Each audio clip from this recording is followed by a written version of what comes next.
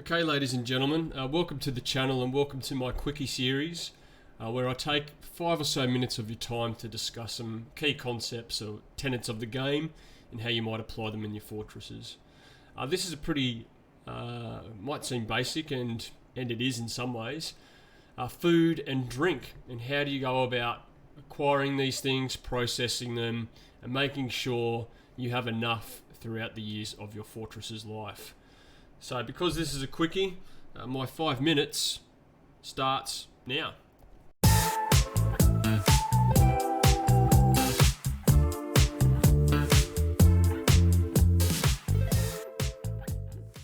Okay, first of all, food. Your dwarves, let's talk about maths first, thanks very much. Your dwarves will average about 2 meals per season. So, on average, with your 7 starting dwarves, the first year, they should consume approximately 56 meals. And that is well within your means to achieve that. But let's look in the kitchen. Kitchen. You have easy meals, fine meals, and lavish meals. An easy meal consumes 2 raw food items and turns them into biscuits. A fine meal prepares 3 raw food ingredients and turns them into a stew, and a lavish meal uses 4 raw ingredients and turns them into a roast. So that is the rate at which these raw items are consumed. At the very beginning, I highly recommend you just stick with easy meals until you have a surplus of raw food items when you get your first trade in, and then depending on how many food items you have, raw food items, start cranking it up to fine and lavish. So, okay, that's the rates of how things are consumed. Where do we get food from? First things first, a butcher shop butchers animals, and you get meat. Fishery is where raw fish is processed, or fish is turned into raw fish that you can cook. And a fisher dwarf, as you can see here, my river is frozen over at the moment, but they will use their beard to catch a fish and then process it down at the fishery. If you don't have a fishery, then the fish that you catch will just start to rot and create miasma in your food stockpile. You also have the processing of plants at your farmer's workshop, which you probably don't need to worry about for the first part of the first year of your fortress. But that's another place to get things from. You can gather it, gathering orders, and it'll pick up all the little bushes, and you might get some asparagus, some some rye, onions, etc. So that's another way, gathering plants. And my most favourite is eggs. You can get an egg industry early on if you carefully prepare during the embark screen instead of just doing the standard option. And I always start with 5 chickens and a rooster, and I cover that in detail in my Perfect Start series part 1, where I talk about setting, it's called the A-team, but essentially talks about how to prepare carefully for a vanilla start. But any poultry will do, and they all cost the same. Turkeys, ducks, and I can't remember, guinea fowl, that's the last one that I can remember. They will all produce eggs for you. Okay, so all those items are then brought down to your stockpile and converted into meals. Great. Drinks. Let's talk about maths first for drinks. The lowest rate is about, I believe, 1 drink per 3 weeks. So 1.25 drinks per season. Not per season, per month. And on average, they will require about 5 drinks per season. So if you times that over your 7 dwarves, that's approximately about 140 drinks that you're going to need for that first year for your first 7 dwarves. And that is well and truly within your means to achieve.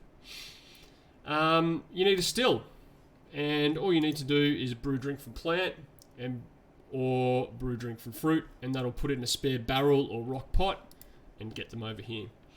Now, where do we get items to drink? First of all, farming is your main source. Plum helmets create wine. Wheat creates beer. Sweet pods create rum. And pigtails create ale. I always start with 3x3, three 3x3 plots, and you have to allocate throughout the throughout the seasons what you want to farm. But if I go 3x3 plots, I can get variety, and that's critical in food and it's critical in drink. And I'm at 5 minutes now. I'm going to take 1 more minute of your time.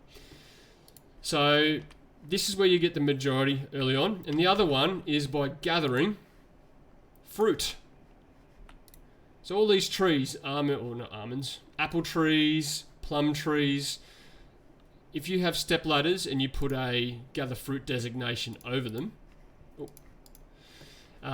you'll be shown this screen here, and you can gather fruit in trees, and you can only do that in spring if you have step ladders and they'll climb up into the trees.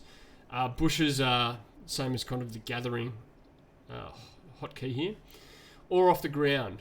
And if you don't have any step ladders, you don't want to worry about step ladders, then you could just wait till autumn and all the fruit will fall on the ground, and you could just deactivate that and they will go and gather all the fruit. And that is a huge source for your alcohol stockpiles. Now I'm going to move into tips. Tip 1, bookkeeper. In your nobles tab, the crown, allocate a bookkeeper and keep the records at 5. You won't have a good fidelity or understanding on what you've got in your stocks if you do not have a bookkeeper. So that's kind of critical to understanding where your food is at instead of getting rough ideas. Kitchen tabs. Kitchen. So I click down there on the labor, kitchen. You need to turn off. These two buttons are permissions. And if it's green, it means here with the cup, it means it can be brewed into alcohol. And if this is green, it means the apples can be turned into meals. I turn off anything that can be turned into a drink. I won't let it, so strawberries, no, I don't want it to be cooked into a meal. And you need to do that regularly because your stockpiles will update and you'll get new things. Here we go, whipvine. Drinks, any drinks, you need to turn them all off so your chef doesn't start cooking all your alcohol into meals. And then you can see here, meat, fish and others, I can just let that all be cooked. Vegetables and fruit, there's a lot of things here as you gather from the surface that can be turned into meals as well. So do this. This is one of the first things I do on any fortress before I start digging. I pause the game and I go into the kitchen and I turn off my cooking permissions. It is a good source of fun if you cook all of your alcohol.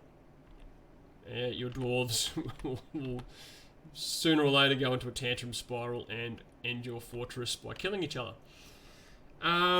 Staff allocation.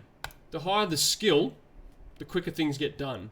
Workers, and at the top here it'll have the most suitable, so the proficient cook. If you don't allocate something into a building, I'll cross that off, then any dwarf will get the order, or any dwarf that is free, and start cooking, and that will take a lot longer. So you want to allocate your most suitable dwarves to these buildings to, I guess, economy of effort. And my last tip is stockpiles and farms in proximity. You want your food stockpiles close to where things are getting made. So your dwarves only have to move 4 tiles to fill them up and then come back and make another one instead of all the way to the other fortress. This is most important with farms, and I always have stairs leading from somewhere vicinity of my stockpile. Here you see I'm 2 tiles away, and I go up, and the farming occurs here, and so they only have to move from their farm to the seeds to start farming. Economy of effort there. And then they only have to move down this stairwell straight into my stockpile and dump it here, instead of all the way on the side of my fortress. So proximity of your stockpiles and farms is critical. And that's pretty much it. I've well and truly taken more than 5 minutes, but there was quite a bit to cover there. My apologies for that, but I hope this has helped give you a good oversight on food, rates of which things are consumed, and how you can go about achieving your quotas for the year for both food and drink. And the last thing I want to leave you with is variety is key. Your dwarves will not like just eating egg biscuits all day and all year, and they won't like drinking just wine all year. They'll love it, but they'll also want to try some other alcoholic beverages. So try and get as much variety as you can in your food and drink stockpiles. And that's it from me, and I'll talk to you all in the next video. Thank you.